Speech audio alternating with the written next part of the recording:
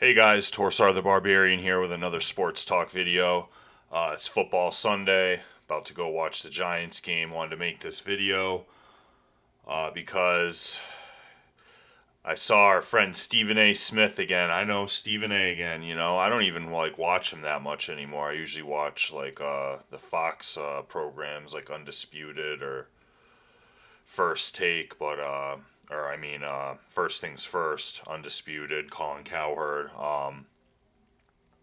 But I saw that he said he doesn't view Eli Manning as a Hall of Fame quarterback.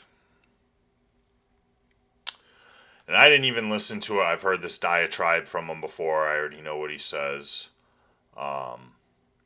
And you know what? This is relevant today because Eli Manning is having his jersey retired by the Giants before they play the Falcons.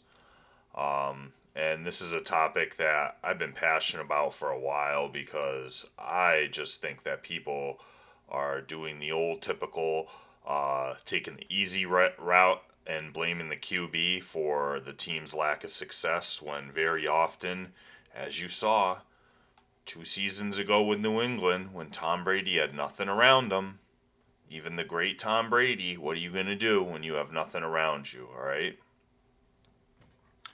Now, I've always heard from a lot of high level NFL people that the most overriding stat for whether a team has continued success or not. You see, all the top teams in the league are doing this well, and a lot of the bottom teams of the league aren't doing this well.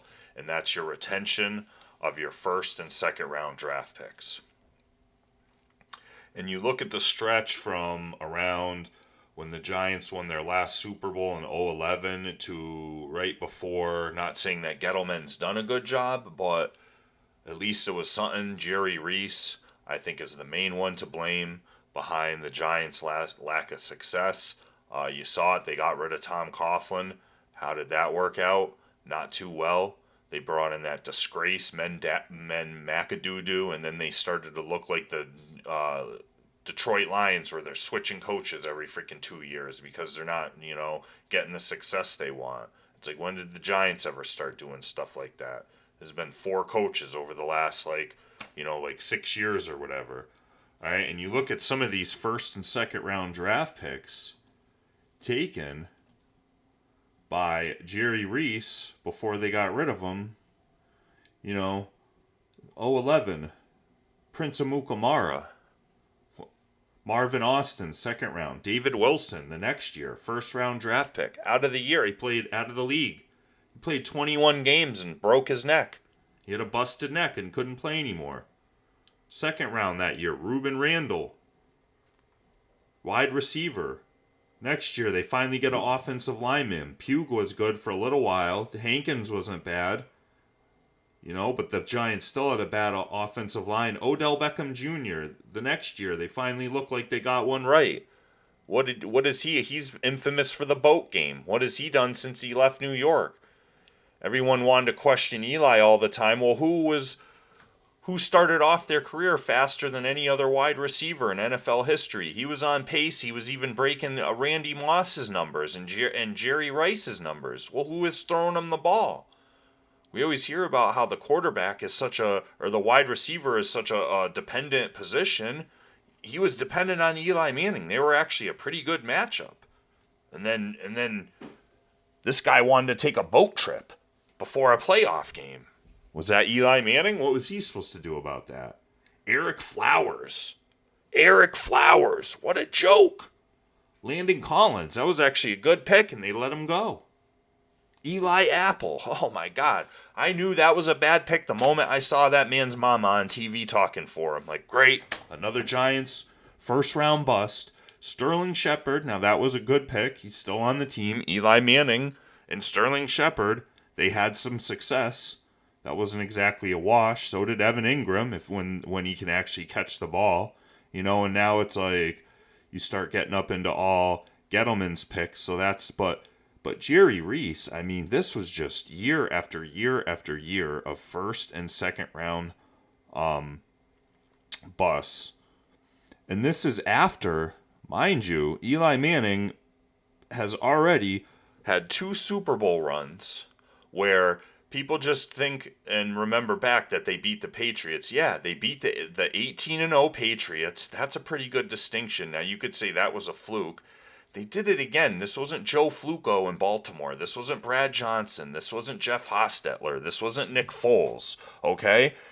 They did it again in 2011, and both times, not only did they beat the Patriots, but especially the first time, they did the unthinkable, which was beating Green Bay in Green Bay, beating Brett Favre in Green Bay in the infamous Tom Coughlin red face game, beating 15-1 defending champion Aaron Rodgers in Green Bay, just to get to those Super Bowls.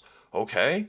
Now, this guy is tied for 10th all time in the list of consecutive starts. This isn't QBs. This is all-time players. 210 in a row. All right?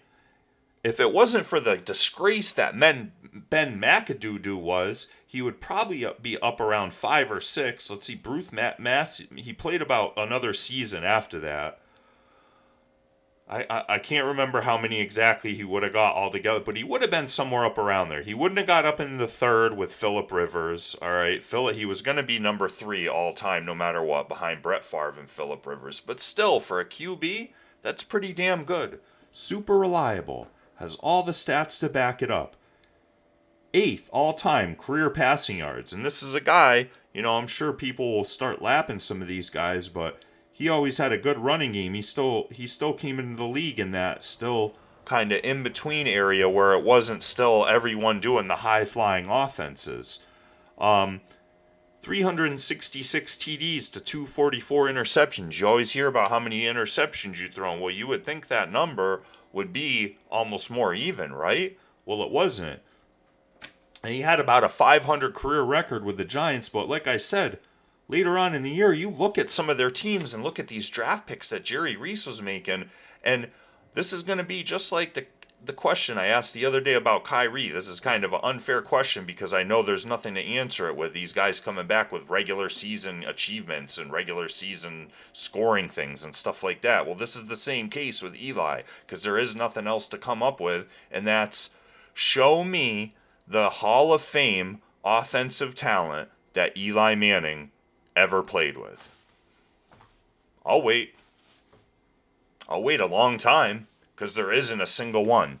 And I've posed this question before, and people have come back with stuff like Tiki Barber and Amani Toomer and Jeremy Shockey.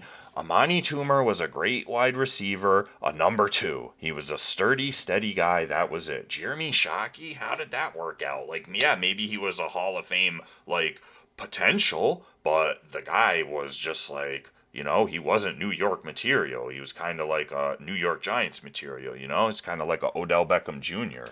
And Tiki Barber, he retired the year before they won the first Super Bowl. They were better without Tiki Barber, okay? So, and Plaxico Burress literally shot himself in the leg.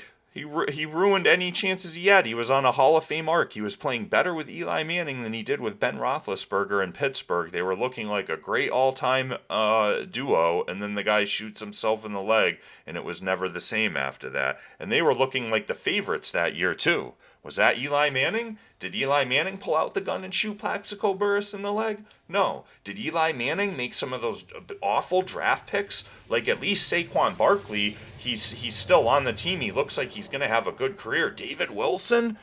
He was horrible. That was a horrible pick. Eli Manning didn't make these picks. He's the only thing that kept the Giants relevant for that last 5 or 6 years of his career after that last Super Bowl. If they hadn't had Eli Manning, if they had had any average QB or worse, those would have been 2-14, 3-13, 4-12 years. They wouldn't have been 9-7 the year after, still competitive. They wouldn't have been 6-9. They wouldn't have been 6-10. Maybe it would have been better. Maybe I'm not saying this was a good thing, but I'm saying don't blame Eli Manning like he was just horrible. He was the only thing that kept them relevant. He has 2 Super Bowl MVP runs. There's no one else in NFL history that has something like that on their career that's ever been kept out of the Hall of Fame. It's the Hall of Fame. He's famous. You cannot write league history without having Eli Manning's name in it. Period. End of story. If you want to think that, oh, he's not a Hall of Fame QB, well, you know what? Then that's fine, but that's just okay. So Tom Brady lost twice to a non Hall of Fame QB.